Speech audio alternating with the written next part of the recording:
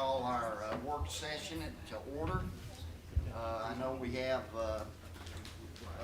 three, I believe, delegations that have asked to address the board. So, Mr. King, I'll just turn this right over to you.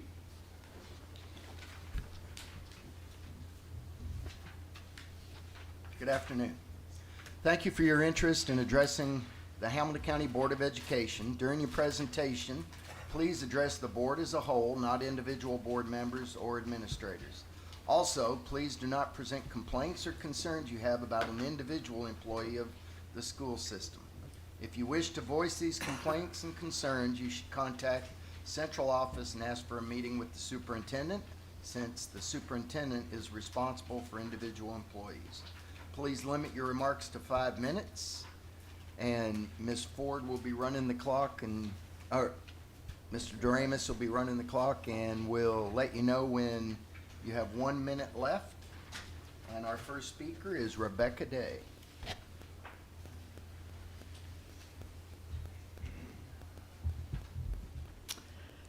Good afternoon, Board. I'm here today to speak on behalf of concerned parents and community members. I am asking you to delay the presentation of the Memorandum of Understanding with Centerstone Mental Health until a later date. I've sent you all an email, comprehensive. We've gotten a lot of feedback on this MOU. Delaying the MOU presentation will allow for greater transparency and parental involvement. Decisions impacting our children's mental health should not be made without thorough discussion and input from parents. This delay will ensure that all stakeholders, especially parents, have ample opportunity to review the MOU and provide feedback.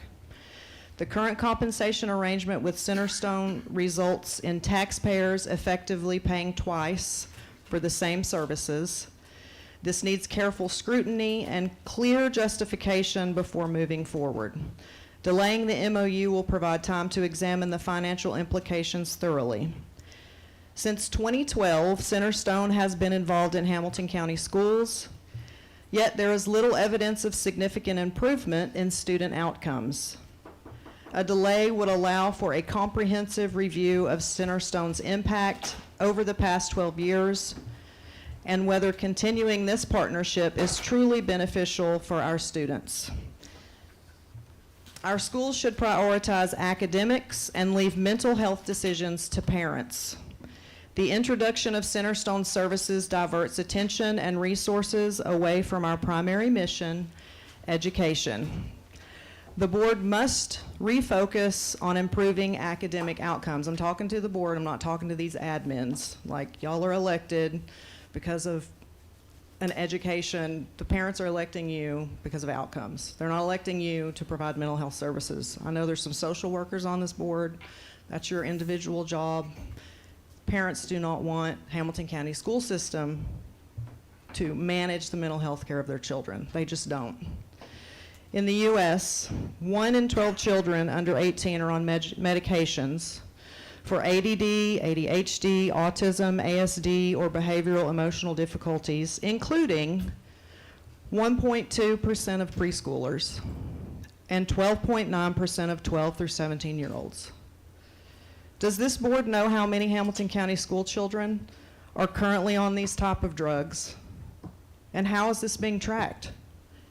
Taxpayers are effectively paying twice for services through Centerstone because they're billing Medicaid, and Hamilton County property taxpayers are footing the bill for facilities, electricity, the teachers, the salaries.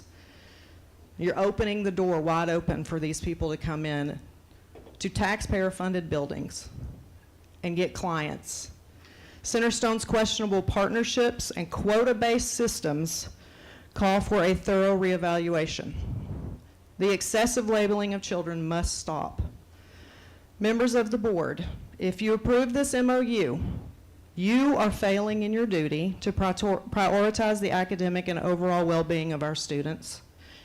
We need leaders who will stand up for our children and ensure that parental involvement remains at the forefront of any decision-making process. It's time to refocus to academics and hold yourselves accountable. And since I have 1 minute and 20 seconds left, I just want to say this is why we do not need to elect social workers to board positions, because we do not need people who their livelihood is dependent. Ma'am, you are calling out a specific. I'm not. I don't know who's a social worker on this board. I'm not. So I guess the guys that are laughing, maybe. I will stop you at And this we don't time. need people that are connected to nonprofits All either. right. We thank you for what you had Thank to you. say. Appreciate your time. Our next speaker is Harriet Reed.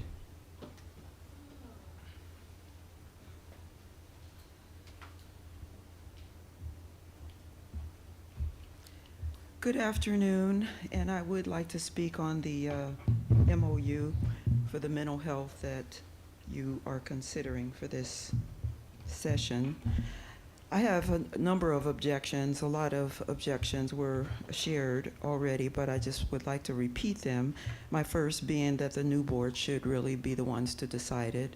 It's a renewable contract, and it's going to have implications for years down the road, and I think the people are going to elect new members to the board, or maybe some of you will be returning, however that works out, but they should be allowed to decide. And the second objection is that this is in the summer months when parents aren't here and aren't paying attention, and they should have the right to bring to the table any objections or consent that they have, but this is not a good time to consider something this weighty.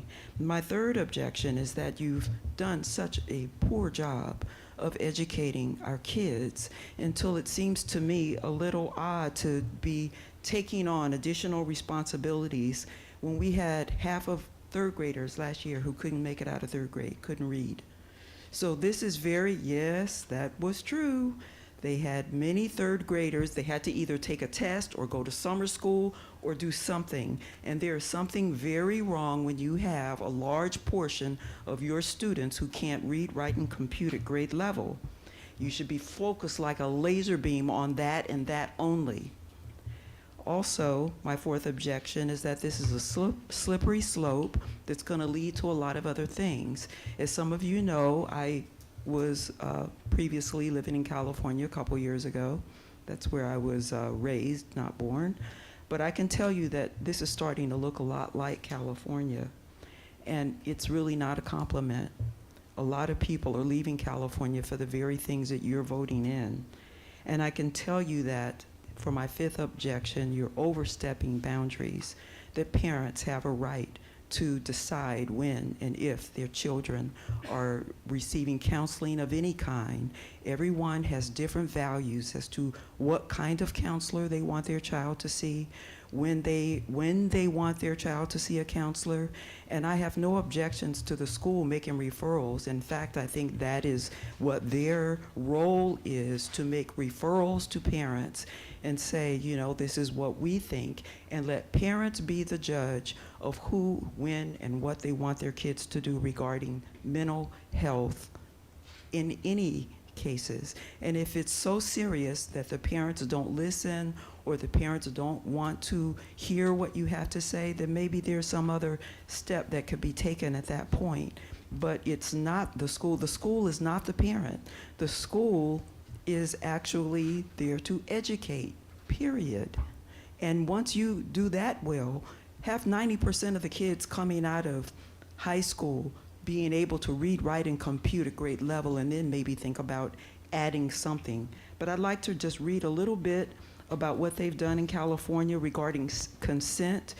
Back in 2011, California allowed 12-year-olds to make major decisions without their parents' knowledge. And it says here, and this is coming from the California School-Based Health Alliance. And according to them, minor consent laws allow young people aged 12 and over to consent to certain services without parent or guardian involvement. Minors may consent to certain services related to sexual and reproductive health, mental health, and drug and alcohol treatment. And they give you a link where you can click on to find out more about that. And Thank you. And when a young person accesses services under minor consent laws, those services are to be maintained confidentially, meaning that providers are bound by law to not share this information, including with parents and guardians. And if that doesn't chill you, scare you, it should, because my child would always be instructed that if anybody tells them to keep a secret from me, anybody, that they should immediately tell me, and that they should not only tell me, but give me all the details. That's how my mother always ran everything. You know, my dad would stay out of it, but my mother, you told her everything that teacher said to you or that person said to you. Thank you. Thank you. And our third speaker is Jessica Perkins.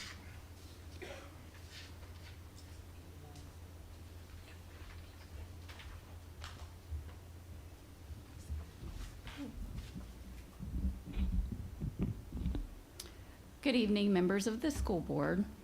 I'm here to highlight several critical issues associated with Centerstone that raise serious concerns about continuing our partnership with them. The first issue is a poor return on investment. Despite Centerstone's extensive involvement, there's very little evidence of a positive return on investment.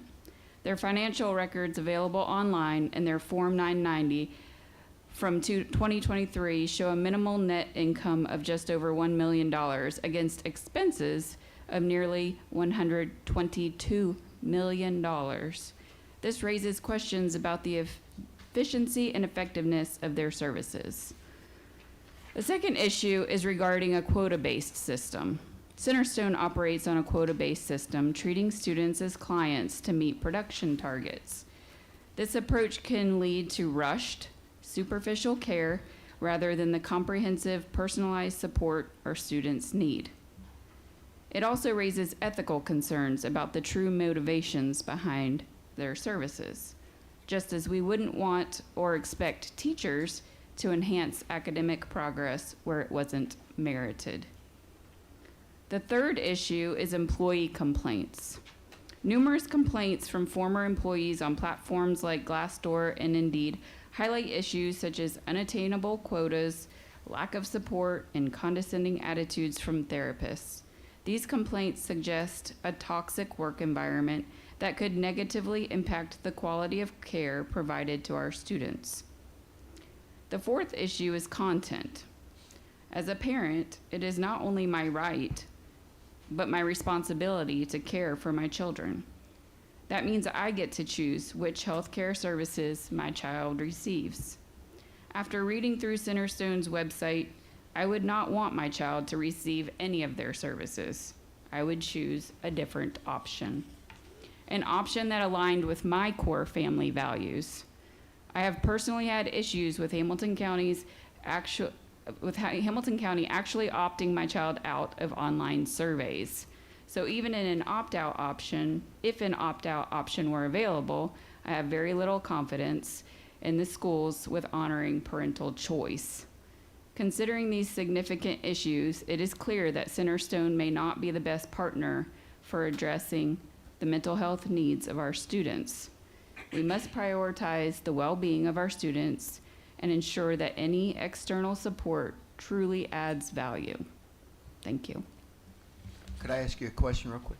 Yes. Your fourth complaint, when you said employee complaints? Yes. Were you referring to the Centerstone employees, previous employees from Centerstone? Yes, on Glassdoor and Indeed, they make you put pros and cons on there so that Okay. all of their outcomes aren't just negative. So I think some of their pros were that they had good health benefits, and some of the other therapists were fun to work with. But that was the Centerstone people, not That was- not yes. Hamilton County. Okay. No, that was all focused on Centerstone. Thank you. Yes.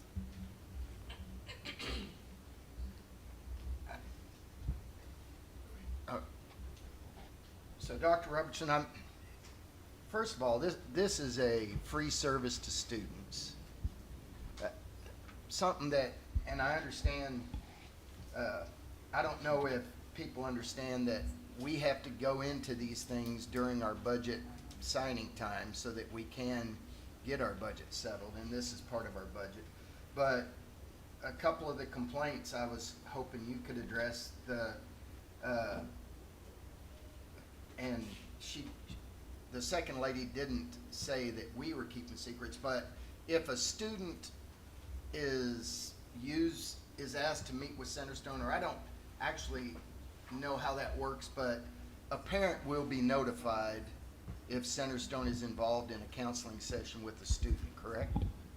Yeah, so part of the referral process is getting parental approval. So before any Centerstone counsel would interact with the child, there would have to be parental approval. And a parent, if they choose not to do that, Then there would be an agreement. they cannot meet, right? That's right. All right. So I just wanted to make sure that was what I was understanding. That parents can choose not to use this service. Correct. All right. And then how long, we've used this company now, this is our 10th year? Or 8th year? Somewhere around there, give or take. I don't have it off the top of my head, Yeah, but they've been part of, we've had an MOU with them for a while now. It traditionally comes in July, came in July last year. It's a 1-year MOU, so it will come again next July most likely. So in terms of like parental input, we've had an agreement with Centerstone for a number of years. We've had a year with this current agreement. This approves another year. To the question of like putting it off until August, what that essentially would do is cut services to kids that are receiving them from Centerstone currently, because we can't go into the year without an agreement. And so I received an email from a parent that one of the board members forwarded to me, concerns over them approving. Right. We actually, I 100% agree with that, and I think this board agrees with it. Like to meet with Centerstone counselor, parent would have to give consent. That's what we're Right. doing. And right now, do we have an opt-out tied into this? Like, is there any kind of, if a parent wants to do an opt-out and just doesn't even want to be involved? It's an opt-in. I mean, they've Right, okay.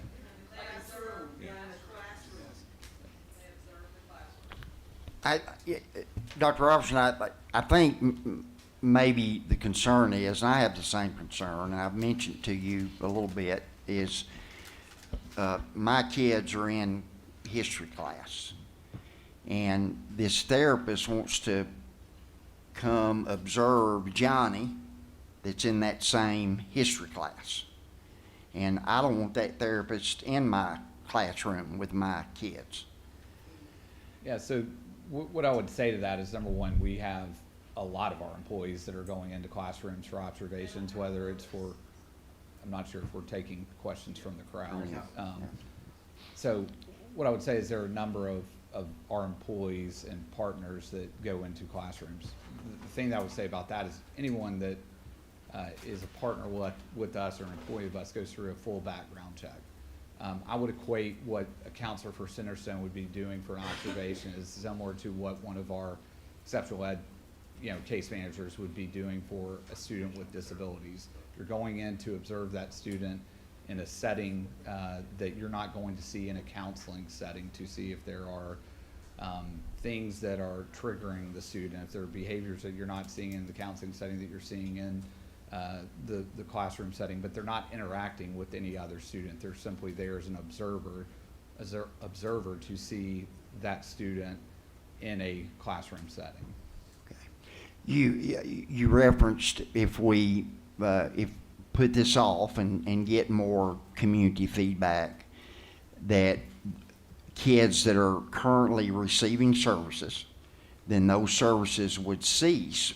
Why would they cease Well, if we they're would- being compensated through their teen care or their private insurance, since we're not Because paying for it. these are in-school services, and so they wouldn't have access to our facilities if we don't have an agreement with them. Now, the Okay. parent, could choose to do it outside of school, but one of the benefits of this for families, and again, to an earlier comment of like, I would choose to go to a different place. We're not, this isn't for families that have their upper income. I mean, these were families that would otherwise not have access to these services. So to ask that family to transport a kid to an outside facility to get services instead of just getting on the bus and getting services, that's a huge hardship. What I would go back to, and I mean, the question I would ask this board is over the 7-8 years that you've been on the board, we've got, a number of you have been on this board for 4+ years. I personally have not gotten a lot of questions or complaints about Centerstone. This came up last July. We got a very similar email last July to what we got this year. We went through this entire school year without a lot of complaints. So the idea that we're not being transparent or that we're not giving parent input, it's a partnership that's been ongoing. And any parent that had interaction with Centerstone that it wasn't quality had the opportunity to email a board member, email me, and lodge a complaint. There are a number of things I could go into. I will just point back to the partnership that we've had with Centerstone. It was a positive partnership, providing a needed service to a group of students that have gotten parental consent that are in need of these services.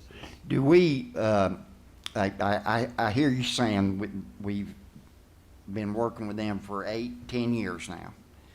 And do we put this out to any other similar providers of this service to give other organizations an opportunity to? Yeah, we had another partner, and I just went blank on it, Lighthouse. 4 or 5 years ago. We had Lighthouse Services that So partnered with us. Lighthouse, and there was another one back in the early teens that did similar services. And so, yeah, we have in the past, and again, didn't get complaints from those either. So it does provide a valuable service, especially for the underserved community. Correct. Okay. Faye Robinson? We've kind of got out of order here in terms of our work session, but I know this is going to be a discussion. So I'm going to let us continue this, and then I'll try to get us back on track here in a second. Go ahead, Ms. Robinson. Thank you. Well, I was saddened to hear and see the need for mental health in the schools. I was just taken back by it. But do we check out the credentials for these social workers? Then do we say, okay, we want this, this, and this? And then, what's the average time that a child attends Cornerstone? Yeah, that's a really good question. I don't have the answer to. I can get that for you, but that's a great question. I just don't have an answer to it off the top of my head. The service providers obviously have to meet all the licensing and everything else that you would in the state of Tennessee, and that's obviously handled through Centerstone. Okay. Mr. Wingate? I'll pass, thanks. Okay. Okay, I don't have any other lights on, so let's try to get back on order. When we get to this part of our agenda, there may be further discussion. So our presentation, we're going to put that off till next month, I understand. Is that Yes, sir. correct? Okay. Yes, sir. All right, so that takes us down to committee chair updates. So I'll just start at my far left over there, and Mr. Wingate, policy. Oh, yeah, we'll have a policy meeting, I'm sure. So I'll try to set something up here in the next 2 weeks for you guys, and particularly around the vacation day accrual policy that we were looking at. I know so many of you have already heard from folks, and so I know we're going to pull that here a little bit later, or it has been, but I guess what we'll need to do, or what would be beneficial for me, to set up the meeting is to determine when we put it back on, is that gonna be first read when we put it back on next go round? Or That's the question anyway, I have. yeah. So, but regardless, we need to go ahead and meet about it, but, that'll give a couple weeks here. I'm sure there'll be more feedback, from a couple different places, and that'll give us a chance to gather that, and then we can sit and, talk about that and any other, second read policies that'll be coming up for August. So, Mr. Winnie, I guess you're referring to the compensation Correct. policy.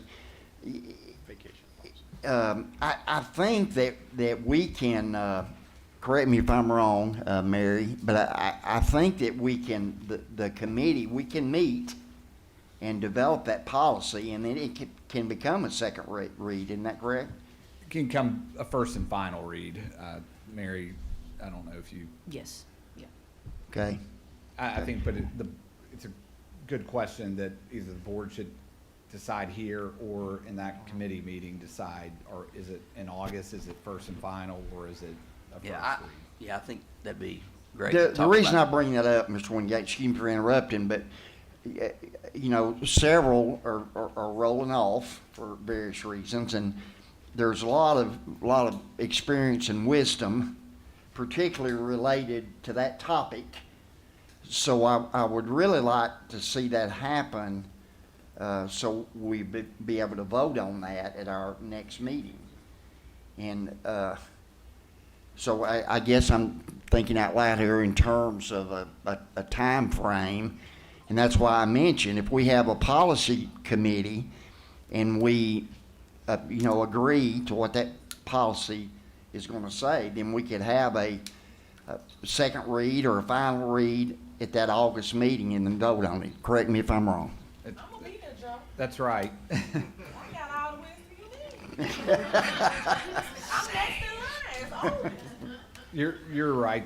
What I would say is it's the will of the board. And so whether it's tonight or whether it's at that committee meeting to put it on August as the first and final read, that is up to y'all's discretion. I think that a month gives us plenty of time, especially if we're gonna have a committee meeting, to engage in conversations, to get input from the group of employees that this impacts.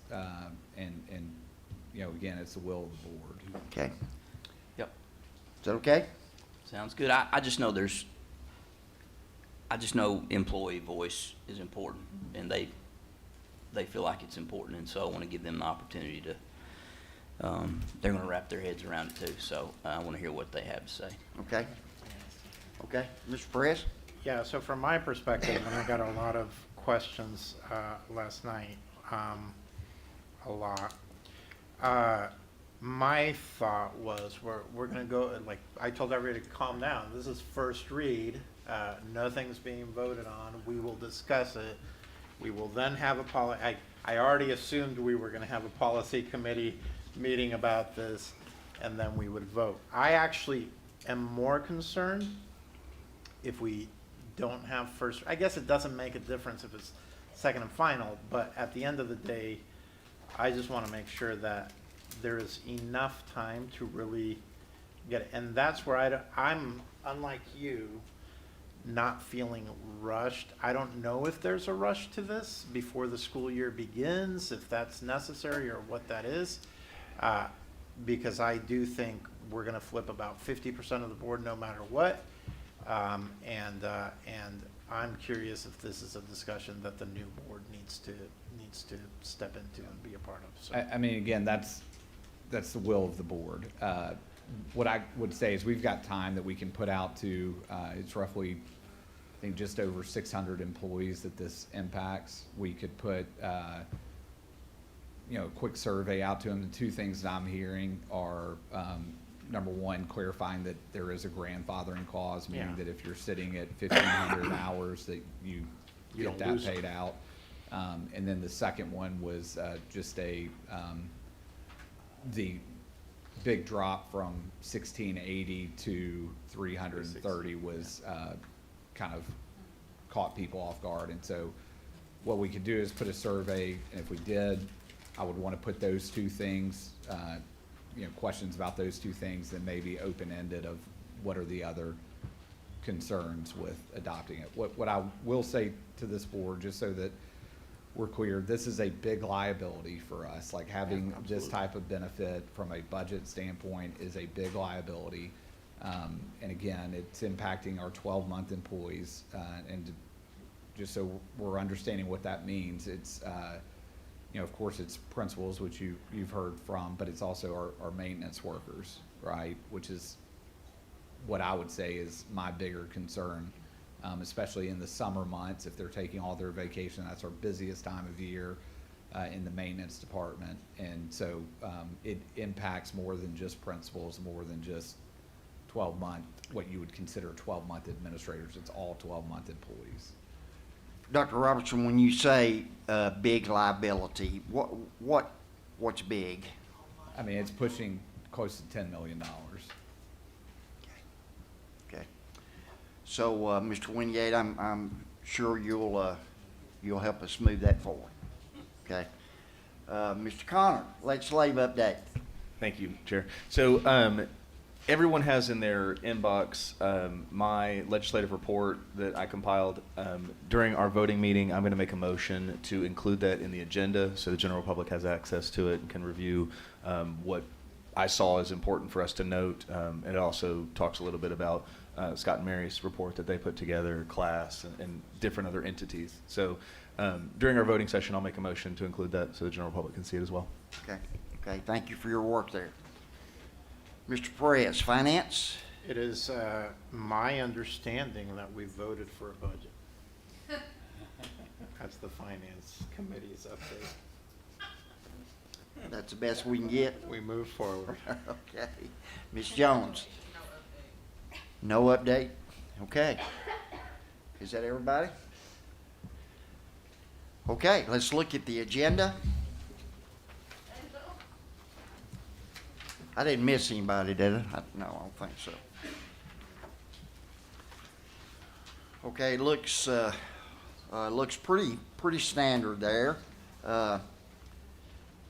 Let me just do this. It seemed to have worked pretty good the last few months. Is there something that anybody has that jumps off the page that you want to pull out, and let's talk about it right now?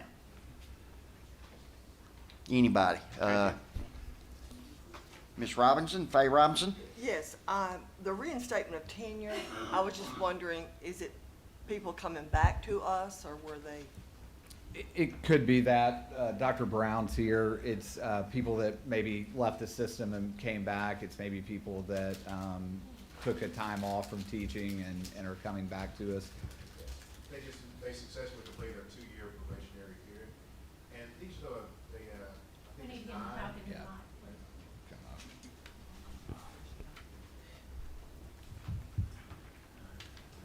Sorry about that. I believe it's 9 that we're reinstating, and some of that's due to when the data comes in for the LOE scores, but typically if a teacher leaves the system, they had 10-year. When they come back to the system, they have to go through a 2-year probationary period, and if they're successful, that's the reinstatement. Now, this 9 is the remaining. I think early in the year, we had over 40 that received 10 years, so this is just due to just the lag in the data that we received. That's good. I just want to make sure they weren't asked to leave. Yeah. No, we're glad they came back. Right. Thank you. Okay. Mr. Perez? Zach, you moved too fast. Sorry, Dr. Brown, you moved too fast. Differentiated pay, is there anything new that we should understand of that? Because this has been in the past an issue, so I just want to make sure that we're. No, sir. So there's 2 early in the year. The board approved the hard to fill, hard to staff. So that's kind of separate. This is our comprehensive plan that we have to submit to the state. The only, I guess, the difference would be the CTE. There's no longer the recruitment or retention bonus there. That was a 1 year from the county. I believe that's the only significant difference. We've heard in the past from IT support staff at different schools, they're concerned that they're being asked to continue doing a lot of this additional work and not feeling they're being compensated for the additional work they're asked. Yeah, I know there's been a lot of restructuring for John and Shannon and their team, and we have lots of things in place, but I'm going to turn it back over to Dr. Robertson. Yeah, so we've restructured IT significantly, and the investments that we've put in there have been to take some of these responsibilities off of schools. For example, encouraging schools to input their work orders. We put extra devices in schools specifically for kids, the cases where they can go and exchange a broken one for one that's working, trying to take these off of schools. What I've talked to Shannon and John about is we need to go to, there's a small group of schools that are having a hard time transitioning, and we need to go and work with them around how to transition some of these responsibilities from the old way of doing it to what is now a much more efficient way. Even then, because it's not, sometimes we've gotten it from middle school coaches. Like, again, it's a lot of these cases where people are seeing, they're putting a lot of extra time. I know they do it out of the goodness of their heart too, but the workers worthy of their wages, right? So at the same time, like, does this contemplate a lot of that, or is that a whole separate discussion?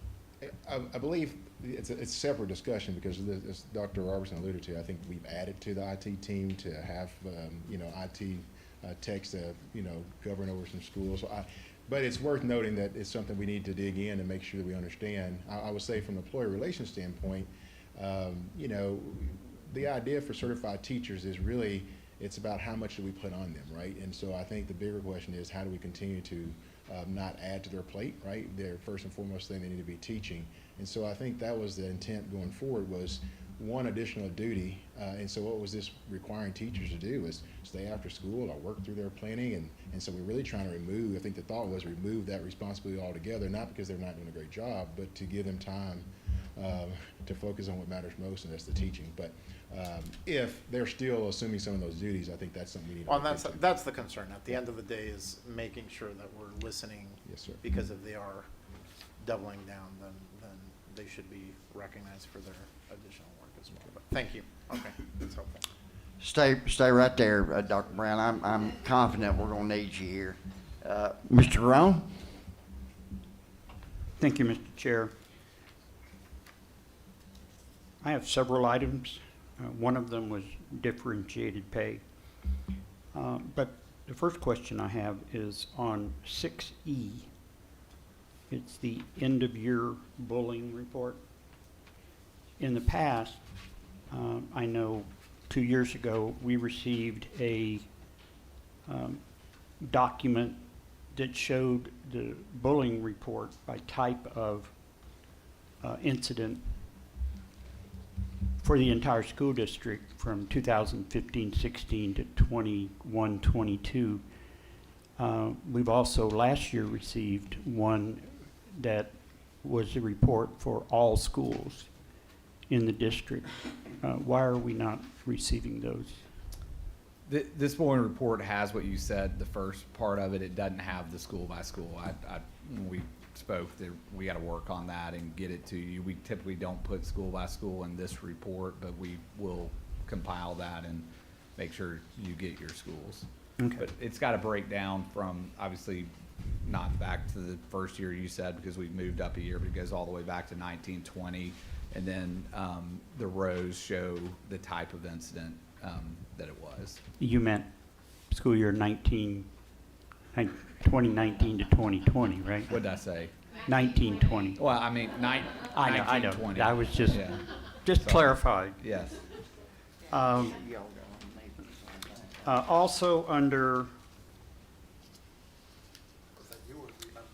7F, credit recovery, policy number 4-210.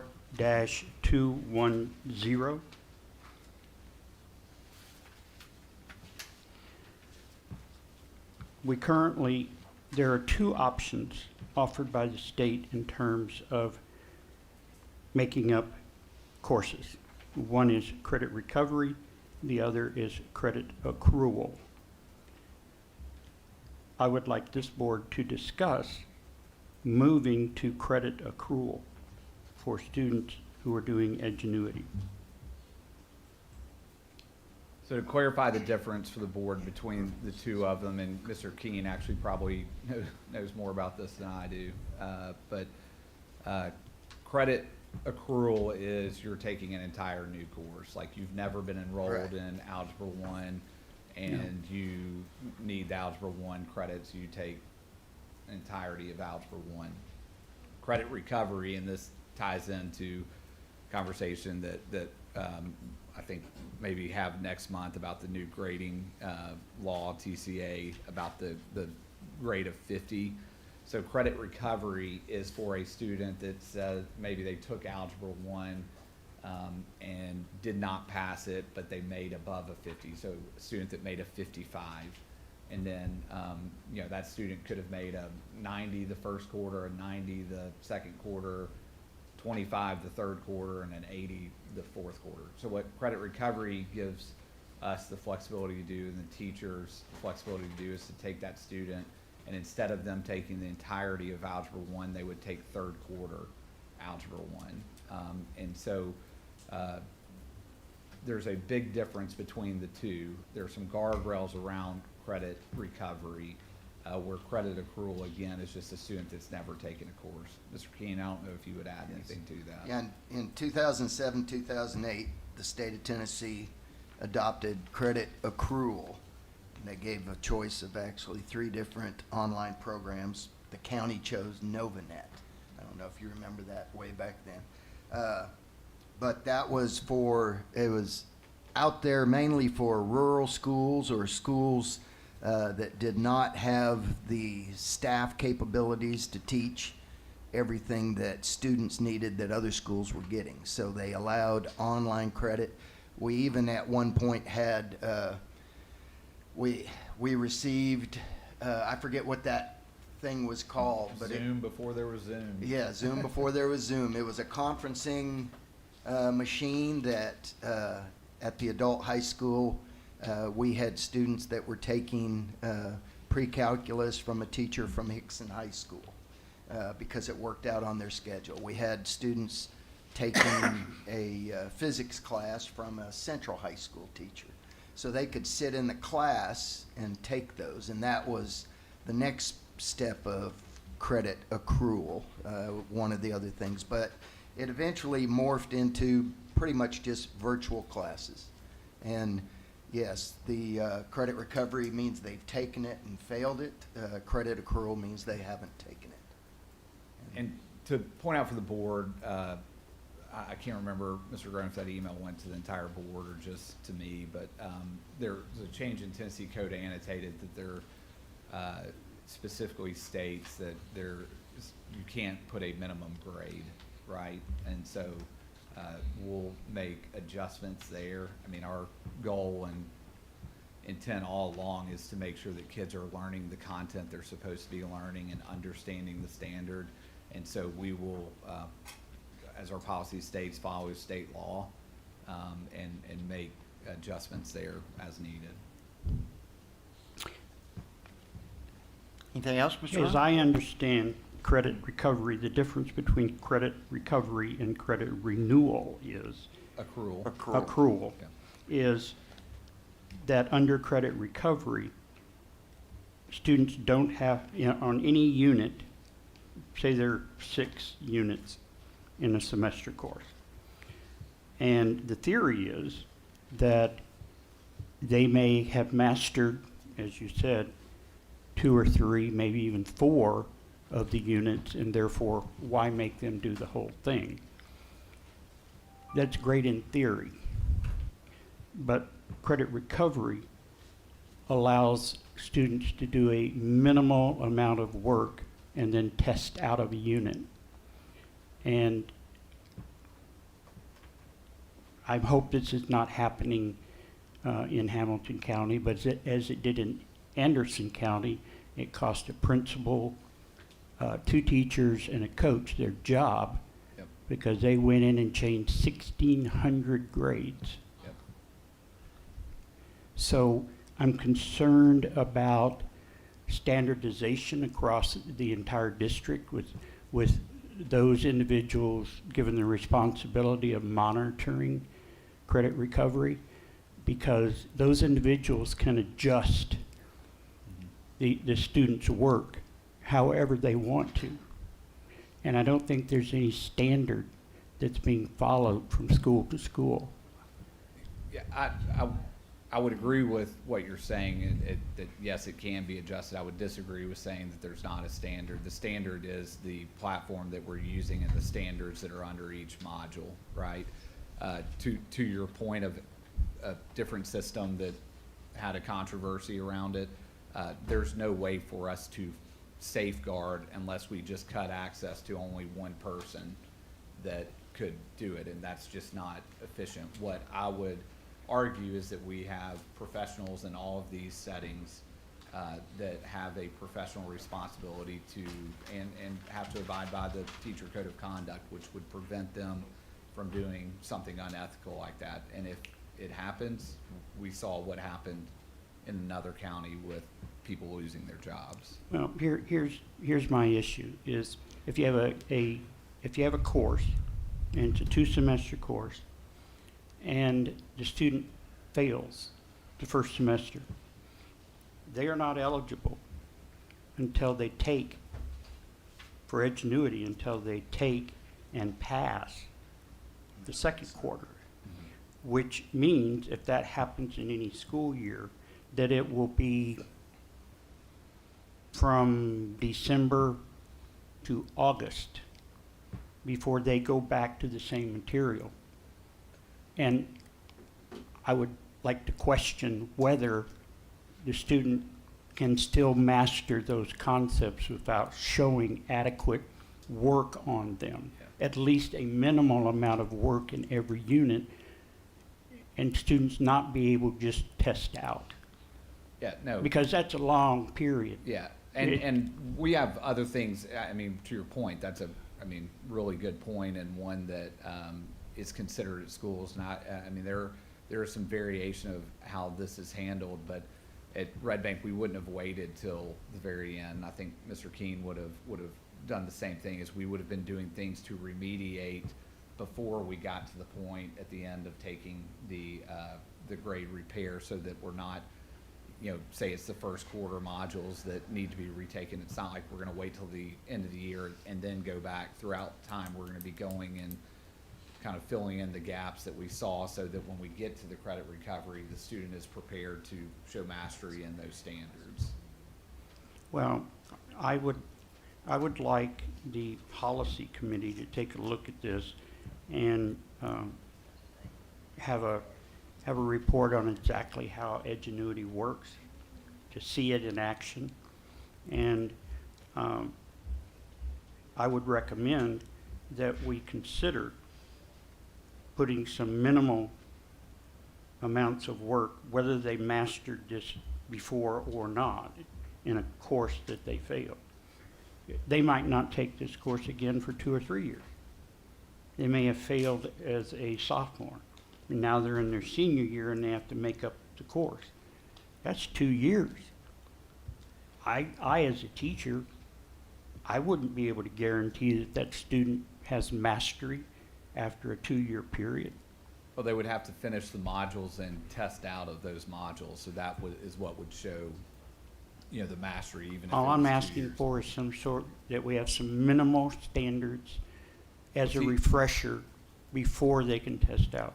Sure, but the minimal standards is set in Tennessee Code Annotated, and it's set in our policy, right? And so there are minimum standards. We're happy, like, we can set up a session. I don't know that in a board or even a policy meeting that all 11 of you want to watch a demonstration in Edgenuity, but we can certainly set up opportunities. I think it would be really helpful, like, especially if we did it in a school, right?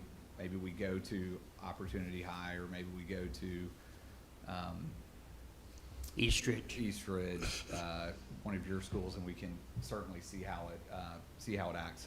I think Well- what I would say is, again, any system with the guardrails that we put in place, there's always going to be the opportunity for people to do things that are unprofessional.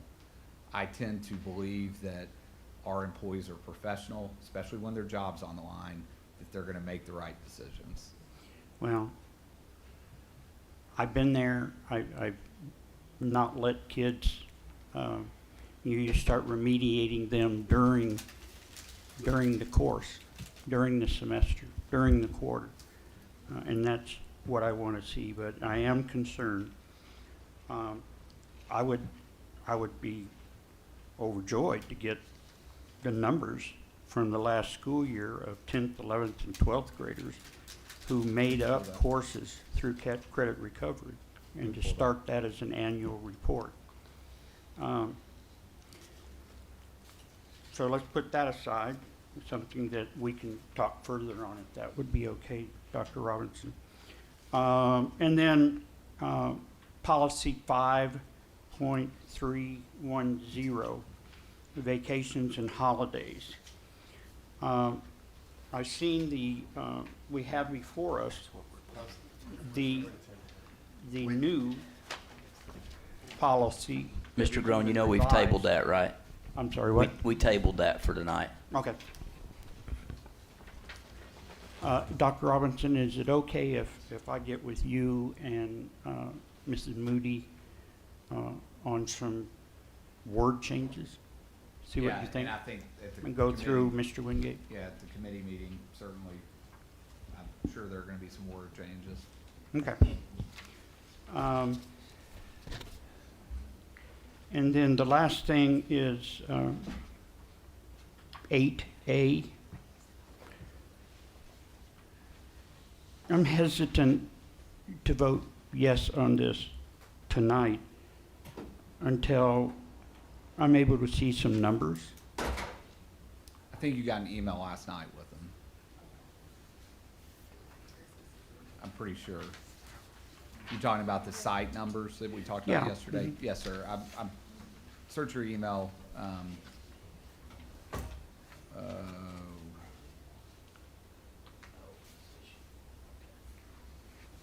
don't know what we're From talking Kathy We're Loftus. talking Which- about the SACC Yeah. program, the after-school It- care. SACC requested a new position. It's a full-time supervisor position. SACC, as you know, they run 20 or so sites across. They provide before care, after care. On holidays, they provide childcare. It's a self-funded program, meaning that the salaries are paid for by the fees that parents are paying. What this position is, you know, starting to see the program grow as we're coming, like, say, further away from the pandemic. We kind of started to lose some numbers, but seeing it grow. And I'm also proud of, and we're starting to do some things, excuse me, a little different there, is that in the past, some students with disabilities weren't allowed to access, and we're allowing students with disabilities, which I think is a tremendous step forward for us as a district. And so this position is helping with the growth of the numbers and the different student needs. But it is self-funded through the SACC program. So it's not affecting the budget? No. All right. So, Anything else, Mr. Graham? No, sir. Okay, Mr. King? so this particular position, I was gonna ask you, so Kathy Loftus is over all of this. Where does this position fall kind of in that hierarchy? I don't know exactly in her org chart where it falls, but it's under Kathy. So Okay. it's not a specific site position. It's a position that will go around and support All right. sites. Okay, that's what I was curious about. Thank you. Mr. Chair, Yes, go ahead. Dr. Robertson. Yes, sir. We're expanding. I've noticed in some documentation that we're expanding our teachers for behavioral intervention from 5 to 17. Is the board aware of that?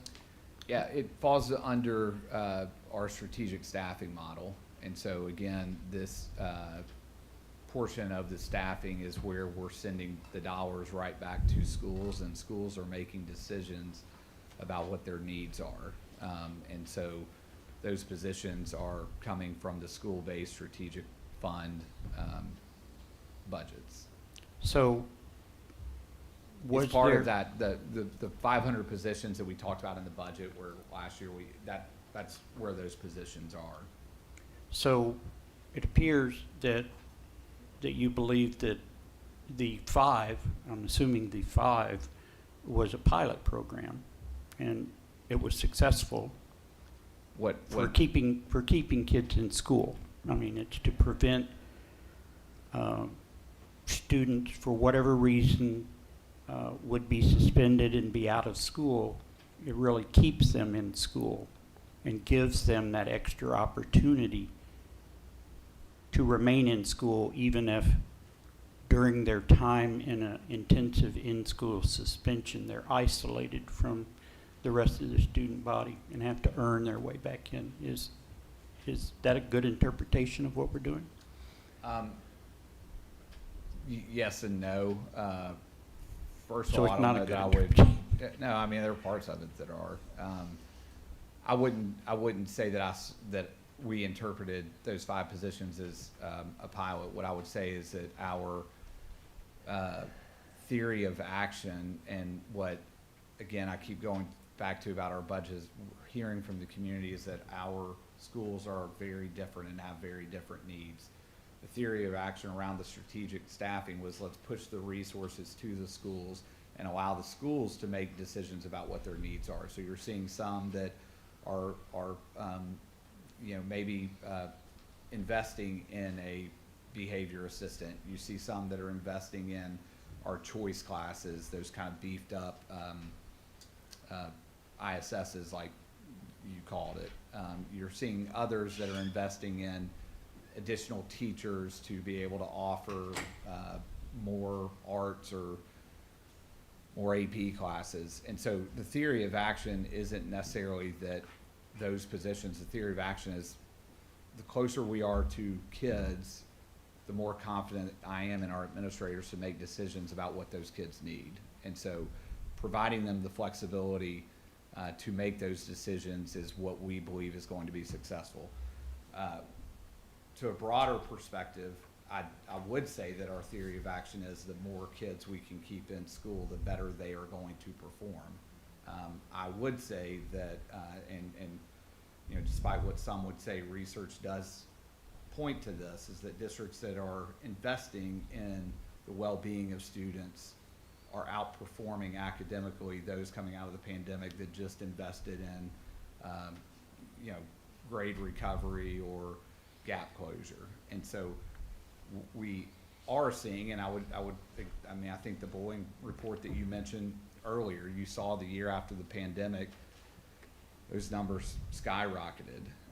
And then, we created the Office of Advocacy to specifically target bullying, and we've seen a reduction in those reports. And so that's where I said yes and no.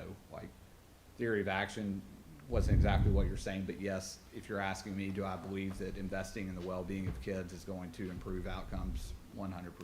Well, I want to publicly congratulate Mr. Moreno, the principal at Eastridge. What he decided to do with both Edgenuity and with this intensive ISS is move them out to the module, which is 2 classrooms and is self-contained. So they have their water out there, they have their restrooms.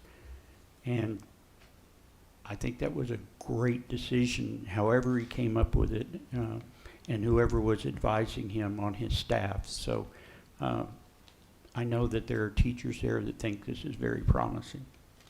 So I wanted to congratulate you and him on that. Yeah. Okay. Ms. Faye Robinson? Thank you, Mr. Chair. Have other schools come to you and say, we don't have a need for behavior problems, but so therefore we'll put our resources elsewhere? Absolutely. About how many would you say? I don't know. I mean, we could, I would be speculating to say it off the top of my head, but we have, the reports of where every school invested those strategic dollars. So like if we wanted to pull, District 10's data, we certainly could. Well, it's great to know that they Yeah. don't feel the need. Thank you. Ms. Black? My question's for Dr. Brown. The differentiated pay, and I wanted to clarify for myself and for the public, because document is a little confusing. The first thing, because I know that we're having trouble staffing a lot of our ex-ed positions. So we've offered for brand new employees to HCS who are coming in with an ex-ed certification for one of those positions, $8,000 signing bonus. Yes. With the 461 license. 461, So 461 is really the Cadillac license, right? Okay. That's the teacher that can teach and assist all of our students in special needs programs. So. Okay. And then there is the hard to staff schools, and these are offered to employees who are new to HCS and employees maybe that might be at a school that isn't listed as hard to staff. If they move from their school to a hard to staff school, they would get that signing bonus. Yes, ma'am. So the hard staff school is really our, recruitment and retention for our Promise and Hope schools. Okay. And so the idea there is most of those funds are, if you're working at a Promise school or Hope school, then that's where that payout comes from. So a new teacher coming to the district, they're going to be under the recruitment standpoint, first and foremost, just because there's a good chance they're coming from out of the state. There's no LOE score. And then if for a new teacher, fresh out of college or a job embedded, they'll be under recruitment for 3 years. That follows our induction program, where we really wrap our hands around our teachers to get them to where we want to be. And then that 4th year, they'll go into the retention. A seasoned teacher, stay working at a Hope or Promise school, that's where the retention bonus comes in. Okay. So a specific question would be, if we had a brand new employee who came in with that 461 endorsement to a hard to staff school, do they get both of those or 100%, just the? 100%. Okay. Okay. Right now we have about 16 more positions, and so yes, I want folks to hear me loud and clear. If Yeah. we have an opening at a Hope and Promise school, $1,200. Yeah. If you had a Or 12,061, 12,000, excuse me. please 461. apply Hey, for. thank you, Dr. There you Please go. apply for our ex-ed jobs. I'd like to take a moment, if I could, Chair, just to ask Dr. Brown to give you all an update on where we are with staffing. It is his team. The investment that we've made in HR, I know it was a hard decision, but it is paying off. And his team's doing an amazing job under his leadership of staffing. I don't know if you can kind of give us an update where we are. Yeah, I appreciate that. So the first day of school, last year, I guess on the 9th, certified, we were at 92% field. Those are the school base. Currently today, for certified staff, we're at 95% fill rate. So we've got 2 weeks that we're still onboarding folks. So just kudos to our especially for our principals. We've been hiring since late November, right? And so it's one of those things that I'm super proud of, and that's because of the multiple pathways, case in point, I know the board approved the EPP coordinator, but all that goes into making sure that we're at 95%.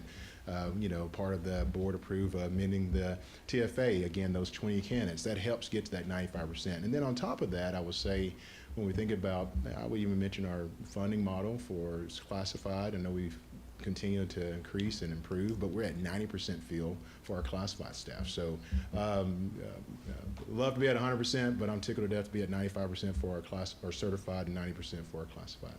I think it's helpful if we know what other districts like. Yeah, we 'cause can we don't can have a pull benchmark for that. So. We can pull some of those benchmarks, but again, just to compare ourselves against what we were at last year to this year, principals are doing an amazing job of interviewing, getting the requests in, but Zach's team of recruiting and enticing and dragging and whatever you want to call it, but it's doing a great job of getting qualified candidates to our schools. I just wanted, since you brought it up, I just thought it's a good chance to congratulate them.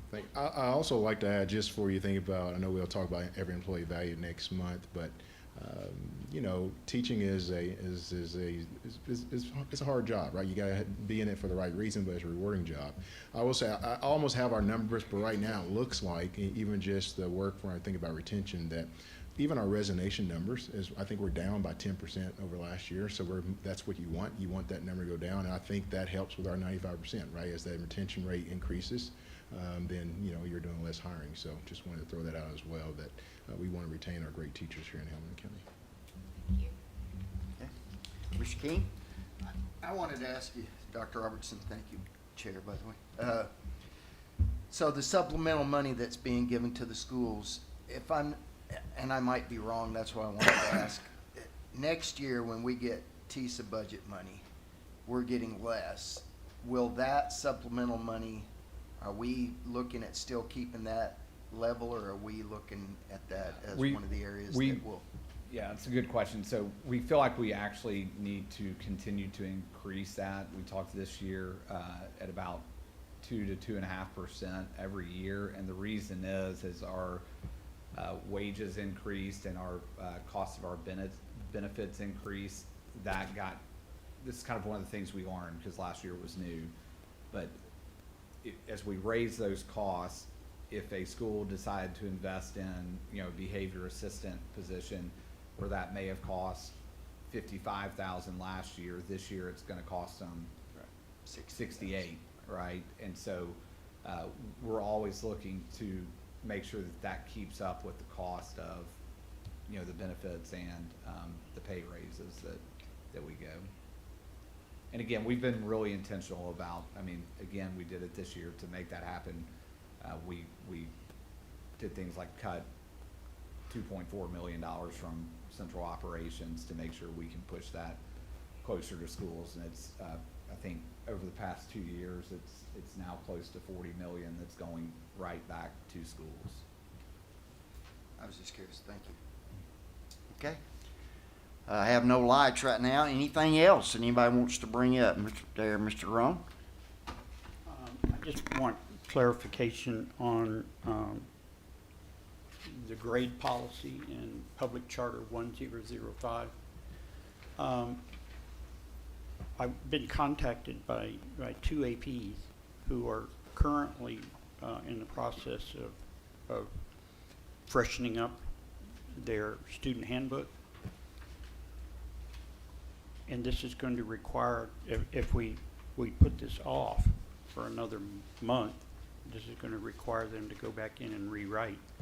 Yeah, So what is your thought? Yeah, it's a good point. We're not gonna put it off. The board policy already references TCA, right? And so we'll get the messaging out to schools about that adjustment and take care of it that way. Okay, would you copy me on that? To all the principals, Yeah.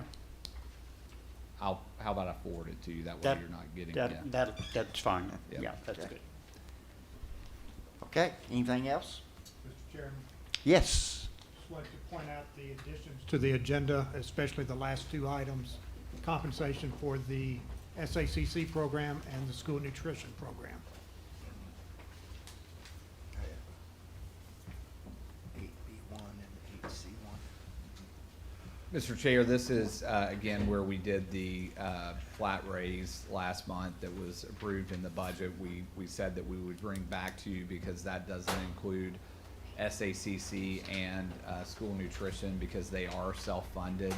And so this is giving those increases, asking for approval for those increases for SACC workers and for school nutrition workers. Again, those budgets are self-funded, so it's coming out of those self-funded budgets. So it doesn't affect our budget? No, sir.